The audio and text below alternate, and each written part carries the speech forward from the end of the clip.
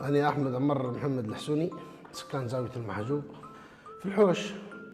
كنت نقص في لوحة، عندي دولاب كي بنخدم فيه أرفف، نقص في لوحة بنيتي 3000 وش هذا الجالة حكي بعدها يا بابا غالي يا بابا غالي، نشد له قربة مني ما هيش يا بابا غالي.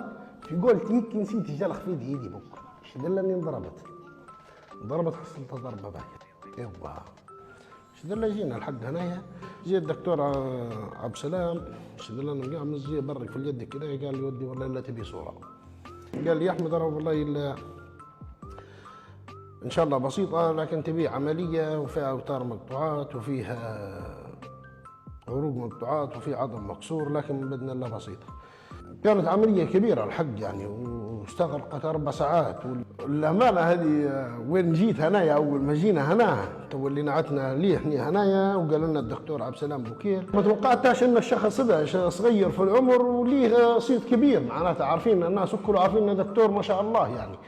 في سواقين معانا في المينا مدير لهم عمليات حتى هو وناجحات العمليات والله يديهم ما شاء الله. تو عارف روحه ايش يدير الدكتور عبد السلام، متمكن في الحاجه، الله يا ربي يحفظه الحق.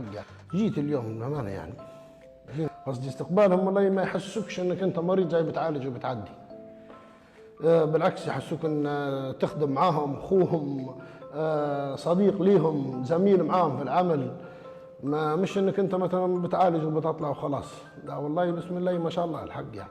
معالجه كويسه، متابعه كويسه، الاهتمام في مكانه، قصدي المكان اللي تجي تستريح له.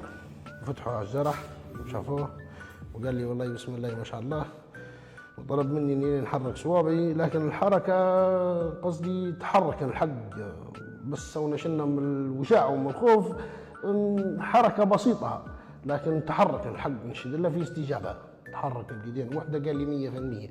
هيك الواحد حتى من تلقاء نفسه يعرف ان العمليه ناجحه ولا، حتى بروحها الناس تو يقولوا الشخص طبي بنفسه، الشخص طبي بنفسه تحرك الحق. حتى تو الوقت الحالي حركه لكن بسيطه، فهمت؟ في حركه بسيطه الحمد لله، في حركه وعالجوه وغيروا الجرح وباذن الله الامور 100% ان شاء الله.